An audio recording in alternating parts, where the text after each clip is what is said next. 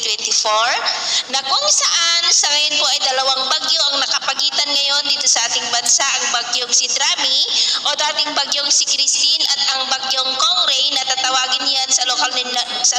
na bagyong na yun pagpasok po dito sa ating area of responsibility. Ang bagyong si Christine ay nagbabanta na po na tatama sa kalupaan ng Vietnam hanggang bukas at unti-unti na po yan nahihina. Kung kikilos man po yan pa U-turn ay papalusaw na po dyan sa may karagatan. Habang ang bagyong si Leon naman ay papasok na po yan dito sa ating area of responsibility mamayang gabi o kaya ay bukas ng madaling araw habang patuloy po ang paglakas niyan na posibleng aabot po hanggang sa typhoon category. Nabanta ulit dito sa Luzon pero posibleng apektado rin ng kaulapan o pag-uulan yan ang ilang bahagi ng Kabisayaan gaya po din yung nakikita habang papalapit po dito sa Luzon. At ito naman ay pinapakita ng forecast model natin pong ginagamit hanggang po sa susunod na 2 linggo. At sa lagay ng ating panahon ngayong tanghali ay generally fair weather naman sa malaking bahagi ng ating bansa lalo na dito sa Northern Luzon at Mindanao pero may tsansa pa rin po ng cloudy skies with isolated rains dyan sa may Sulu Archipelago, Zamboanga Peninsula, Lanao Provinces, Surigao del Norte, Sultan Kudarat,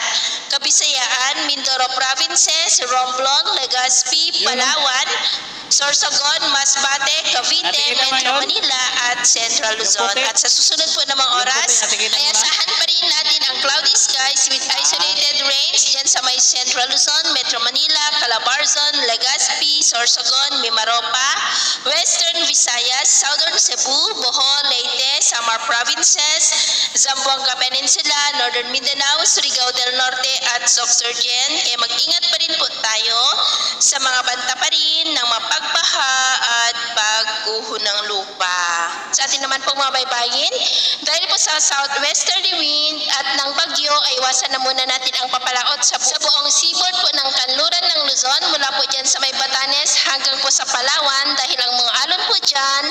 ay posibleng aabot hanggang po sa 3 to 6 meters height. Kaya hanggat maaari ay iwasan na po muna natin ang papalaot dyan sa mga may kulay pula para po mas makaiwas sa mga sakunang pangkaragatan.